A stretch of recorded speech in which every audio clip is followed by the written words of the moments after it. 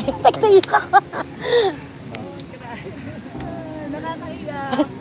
Kasi ano po no, hindi po talaga matatawaran yung mga kababayan natin. Imagine niyo ma'am, 40,000 ang population dito ng registered Filipinos, 1,000 lang ang eligible to vote. That's really crazy. Sa totoo lang. Oo. Kaya dapat sa 40,000, 80% ang vote niya na ma-register Correct. para kay VP Inday sa 2028. Correct. Dapat, or kung Oo. hindi 80%, gawin na natin 99.9. Oh, 100%, 'di ba? Parang germs Oo. lang. Parang magtitira lang tayo ng 0.1. Oo. Ayan. Para sabihin dun sa matatalo, natalo ka. Alam niyo po, hindi na natin kailangan kumbinsihin yung mga anti-Duterte eh. Yes. Una Focus talo tayo naman sa talaga atin. sila. Oo. Oo. Talo naman na talaga sila. Ang kailangan nating hanapin, yung kaparehas natin. Yes. Kasi tayo naman talaga ang totoong may silent supporters. Kaway naman po kayo dyan. Ayan. Mga kababayan natin sa Milan. Umikot po kami sa buong Pilipinas at ang layunin namin ay number 1, of course, mangalap ng pirma para maipahatid sa Supreme Court ang damdamin ng bawat Pilipino kung gano'n natin kagusto na manaig ang hustisya sa bansa natin. Yun po ay effort para malaman natin kung asa na ba ang puso ng Supreme Court. Nasaan na ba sila? Ano na bang gagawin nila? So nakapag-file naman po tayo, ni-note ito ng Supreme Court, pero hanggang ngayon hindi pa rin sila nagde-decide. And it is reflective doon sa mga susunod na aksyon na maaaring gawin ng Supreme Court. At masakit man sa dibdib, masakit man sa puso na aminin, but it looks like at this very moment, tayong mga kababayan, at tayong mga Pilipino, we are on our own. And wala tayong matakbuhan. Yun po yung katotohanan. Gusto ko po sana maging positive eh. Pero kasi syempre, di ba, pagka yung mga nakikita mo yung karapatan ng kapwa mo Pilipino, hindi nababantayan nung mga institusyon na supposedly magtatanggol para sa atin, nakakalungkot talaga. Hopefully, it will change. Hindi ko alam how we are going to do it. But right now, ngayon pong mga oras na to, kami po, ang gusto naming mangyari ay i-reclaim natin yung ating lakas. I-reclaim natin yung ating kapangyarihan. Kasi kasi tayo pag nagsama-sama tayo, pag iisa yung goal natin, we can move mountains. 'Di ba? Pagka sabi nga namin, napaka-special ng mga Pilipino abroad eh. Mga OFW at saka yung mga Filipino living abroad. Napaka-special noong inyong kapangyarihan. Kasi pag nagkwento kayo sa mga pamilya ninyo kung anong bansa yung gusto ninyo, meron kayong baseline. 'Di ba? Meron kayong baseline kasi nakaranas kayo ng magandang policy, nakaranas kayo ng magandang infrastructure, nakaranas kayo ng magandang serbisyo and things like that. Nakaranas kayo ng safety and security, yung mga ganyang bagay. So kapag kayo nagkwento kayo sa mga kaibigan ninyo, sa mga kamag-anak ninyo, sa mga tao sa Pilipinas, mga kakilala, ganyan. Credible kayo. Kasi may baseline kayo eh. Nakita ninyo yung dalawang mukha ng buhay eh, sa Pilipinas at dito. And because of that, you are a crucial multiplier pagdating sa pagdedesisyon para sa bansa. Yung pong tayo kami naman ay maraming objectives.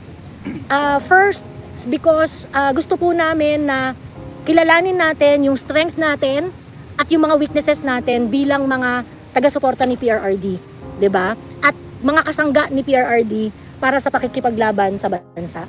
When we did the signature campaign all over the Philippines, nung ginawa po namin ito, isa po talaga sa hindi namin makakalimutan na mga experience ay tumakbo po ang signature campaign mula sa effort ng lahat ng mga volunteers. Ayun po, wala po kaming political funding, wala po kaming backer.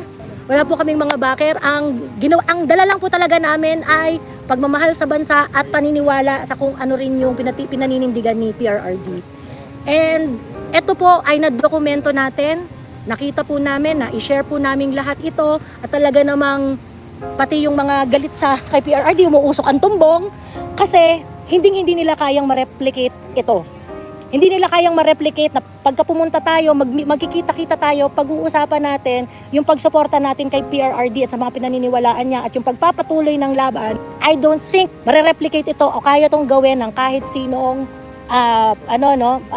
political group. Kada probinsya na pinuntahan namin, mag-a-announce lang kami. Wala kaming kakilala, wala namang kaming network, wala namang kaming ano-ano. But, yung mga tao nagpupunta dahil sa hindi natin makalimutan kung ano yung nagawa ni PRRD para sa mga Pilipino. And never ending nga to never ending crying moment. Every day. Oo.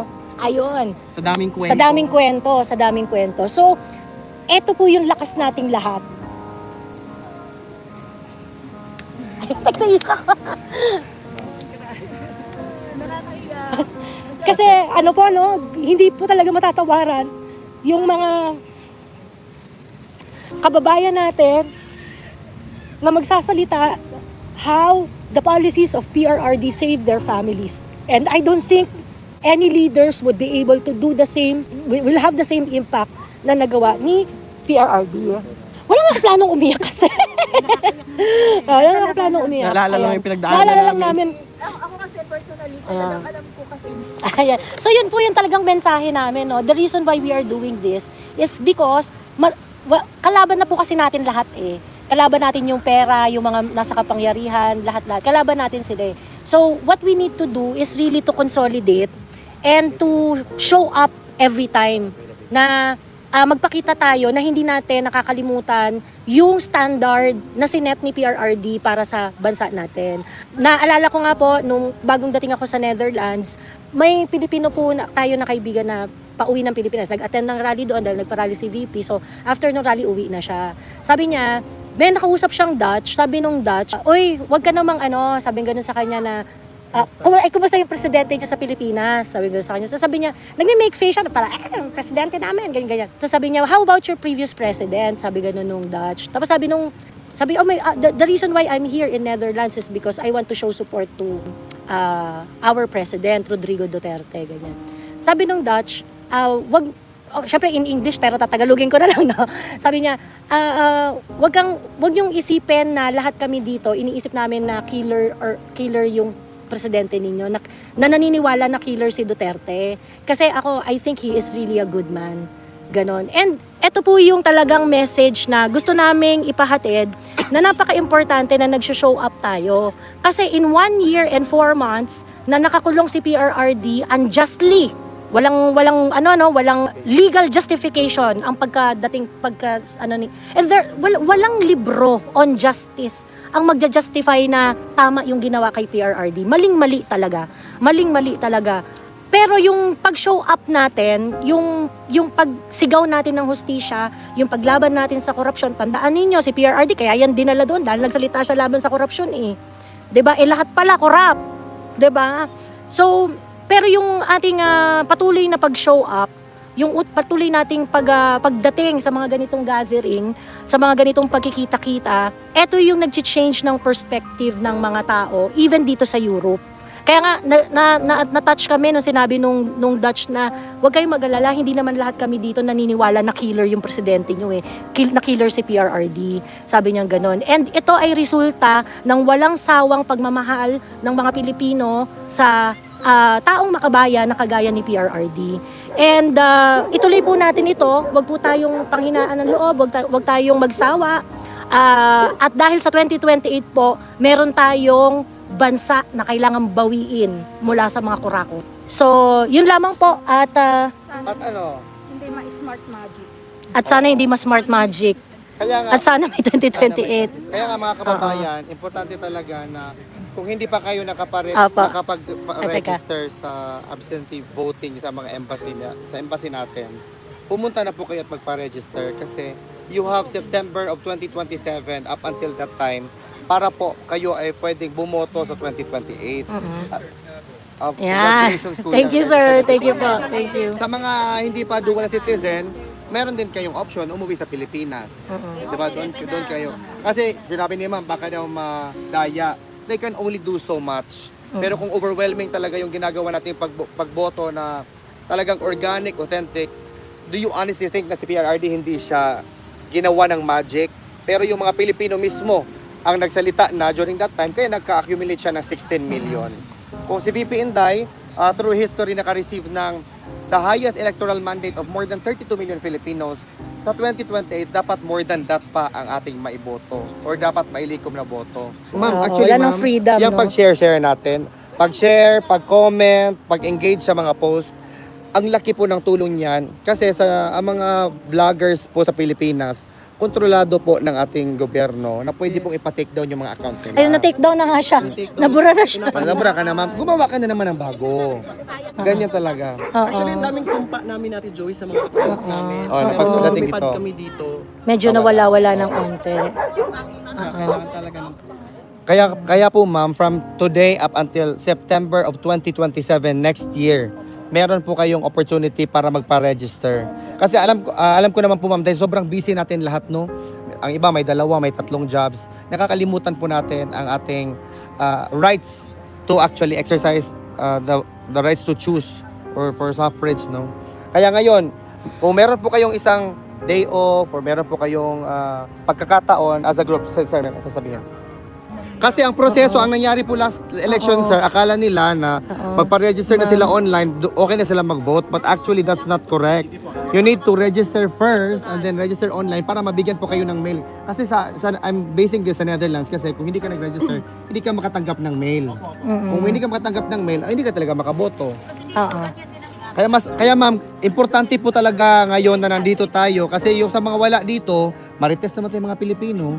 So, marites Yan ang strength Correct. natin. Yan yung strength Yan sa mga natin. strength natin. Gamitin natin sa tama yung Oo, pagkamarites. pagkamarites natin, So, oo. imarites natin sa mga friends natin na, uy, magpa-register na tayo. Oo. Oo, ganyan. Oo.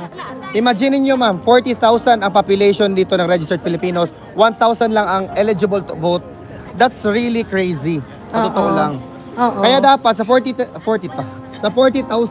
80% ang vote niya na ma-register Correct. para kay VP Inday sa 2028.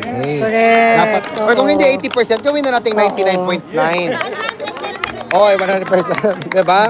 Parang germs Oo. lang. Parang magtitira lang tayo ng 0.1. Oo. Ayan. Para sabihin dun sa matatalo, natalo ka. Totoo. Oo. Yan yung kagandahan ng ganitong pagtitipon-tipon, ma'am. Kasi the more serious our meeting is, the more magpa-frown yung mukha natin. Imamarites ba natin to or magsimula hindi? tayo dun sa kaya nating gawin. Yes. 'Di ba? correct. Magsalita tayo doon sa kaya nating gawin. Kasi kahinaan natin hindi talaga tayo organize eh. Yes. Mahirap talaga magtawag ng tao to do this, to do that, ganyan-ganyan. Pero magsimula tayo doon sa kaya nating gawin. In fact, Yes. yung pag-organize, hindi naman yung kailangan yan laging organisadong Oh. may pangalang grupo or things like that. Kahit sa within the family, ilan kayo? Ilan ang sa inyong magbabarkada, Yes. ganyan. Alam niyo po, hindi na natin kailangan kumbinsihin yung mga anti-Duterte eh. Yes. Una Focus talo tayo naman sa talaga atin. sila. Oo. Oo. Talo naman na talaga sila. Ang kailangan nating hanapin, yung kaparehas natin. Yes. Kasi tayo naman talaga ang totoong may silent supporters. Yes, Tayo yon. So, kumbaga, ang kailangan nating i-organisa, ang kailangan nating kausapin, ay yung mga tao sa paligid natin. Yes. Kaibigan, kamag-anak, katrabaho, mga kamag-anak sa Pilipinas. Yes. Yun po yung kailangan nating hanapin, paalalahanan kung ano ang responsibilidad natin Correct. sa 2028. At also mga kababayan, mag-focus po tayo sa bagay na meron tayong control. Ang meron po tayong control, ang magpa-register po para sa upcoming election. Ang mga out of our control, like for example, all the negativities, the mga statement or derogatory, ganito, ganyan, let us let go of that. Yung mga siraan, ganito, ganyan, i-let go na natin yan kasi nakakatanda po yan sa mukha. Oo. So para mas ma-survive natin itong very complex na buhay na ito, dapat mag-focus tayo sa meron tayong control. Kumain Correct. tayo ng Jollibee. Kumain tayo ng masustansya. Let's take care of our body because this is the biggest wealth we have. So, wag po kayong gumaya sa akin na ngayon limping-limping na. So, dapat doon na tayo sa vegetables and fruits. Yeah. So, di ba? Si PRRD po mga kababayan, ang nakatokang magbisita po ngayon ay si Ma'am Hanilet. Sa last rally with VP Inday na Free Duterte Now, I think it was just last week, July 29. July 29. Sinabi po ni VP Inday na si PRRD as an 81-year-old, meron na talaga siyang ailment, no? Actually, the new development is that PRRD is having bed sores. Pero ngayon, chinek daw ni VP Inday the following day kasi parang she called the attention of the medical experts, binigyan naman ng attention si PRRD at then parang nag-uga na siya ba, natuyo na ang bed sores ni PRRD. In short, PRRD as an 81-year-old talagang mahirap ang kalagayan niya. Alam naman natin, it's really a gift kung umabot tayo ng 81. Kasi minsan nga sa atin, 6 years old, 6 feet below the ground na tayo. Kasi dahil sa diabetes, rice araw-araw, 3 times a day, sometimes 4 times pa, di ba? That's very common for us Filipinos. But, ang bottom line, fake news po ang sinabi na makauwi na si PRRD. Pinapakalat po nila iyon para tayo ay magulo-gulo, and then mag-share tayo, and then eventually, tag yung account natin, spreading of fake news. So wag po tayo agad-agad maniwala mga kababayan sa pinapakalat na informasyon, lalong-lalo na pag hindi po ito binalita ng mainstream media. Let us try to be more, or SMNI, lalong-lalo ng SMNI. Let's try to exercise critical assessment of information. Kung makita po natin, lalo-lalo yung mga picture na pinapakalat kay PRRD, wala pong any photo na lumabas about kay PRRD. Ang last photo po na nakuha na natin is yung pagpakita ni PRRD during the confirmation kung siya ba yun. That was March 14 of 2025. Wala po yun, nakasuit siya na blue. Yun lang po ang last photo ni PRRD na nakita na, at officially na dapat nating i-refer to. Lahat po ng mga picture na kumakalat, mga AI generated po yun at fake po iyon. So, sana po patuloy po tayong lumaban, ipagdasal po natin si PRRD kasi... Pero Alvin, nagtatanong pa rin ba si PRRD kung may pumupuntang mga Pilipino Of course, everyday yan kasi bakit may mga Pilipino sa labas ng detention facility? Kasi every time there's a family visit, tinatanong ni PRRD, napa ba yung mga Pilipino sa Gawas or sa Tagalog or sa Pilipinas, tinatanong niya, may mga Pilipino pa ba sa labas?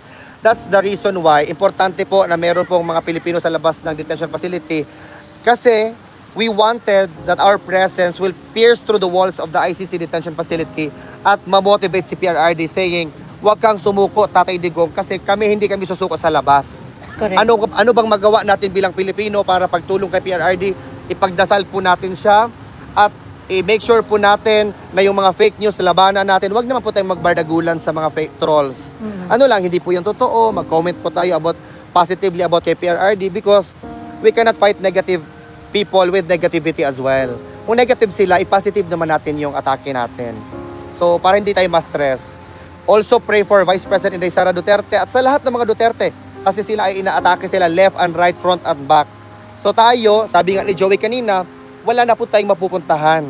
Sa kanila na po lahat ng sangay ng gobyerno. Ang meron lang po tayo Isa't isa. Isa't isa. Tingnan niyo po ang tao na nasa inyong left and right. Pakitingin po mga kababayan. Yan. Yan po ang meron tayo actually. Tayo, mga magaganda at gwapo nating mga kababayan. Alam nyo naman na tayo, kahit saan man tayo sa mundo, ilang taon na tayo nakatira sa Milan, no? Ang iba talaga, parang dito na tumanda. Wag po natin kalimutan na Pilipino pa rin tayo. Mga pango pa rin ang ilong natin. 'Di ba? Dapat embrace natin po talaga yan. Wala. So yun po, and as far as PRRD is concerned, by the way, we are going to hold a rally November 28, 29, and 30. November 28, 29, And 30 in preparation for the first trial ni PRRD sa November 30th. So sana po if you have time, Sir Bong, kung okay lang po sa inyo, that you can mobilize people to go there as well sa The Hague. Sa The Hague po. Ayan. November 28, 29, and then sa 30 po, yan po yung first day ng trial. Meron ba isang question? Mabubuwag ba, madismantle ba ng USA ang ICC? Di ba sinabi man yan ni Trump? Gusto mong sagutin niya? Ay, oo. Oh.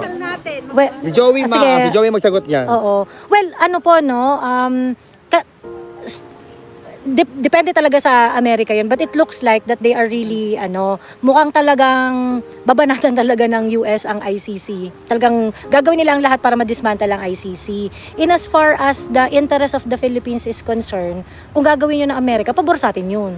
'Di ba? Pero yung mga European countries, marami sa kanila disagree na i-dismantle ang ICC. So ngayon, edi ayun silang dalawa mag-usap ng Amerika, 'di ba? But ako, in my personal opinion, I would like to urge the Americans to really show your fangs and dismantle ICC for once, at least for once. The US is our proxy, 'di ba? So, I think they are going to do everything para talaga kasi financially binibira na ng Amerika ang ICC eh. Fini-freeze na nila lahat ng assets ng ICC, lahat ng mga bangko, lahat ng mga and it's becoming very difficult for employees, judges, prosecutor ng ICC to move around. Which is good for us. 'Di ba? Which is good for us. Kasi mas lulutang yung collaboration ng ICC at Philippine government in so far as the case of PRRD is concerned. Ganon. So, ito pong issue na to, sa aking pong paningin, limitado ako dito sa kung ano yung magiging result ng ginagawa ng Amerika para i-dismantle ang ICC. In my own personal view, I will encourage the Americans to do it. Do it! I-prod natin sila. Ganuhin natin sila. Sige nga, Uncle Donald, di ba? Kung talagang Gawin mo malakas na, ka, Uncle. Donald Trump, Oo, kung kung talagang hindi malakas ka, gawin mo na. Ganyan.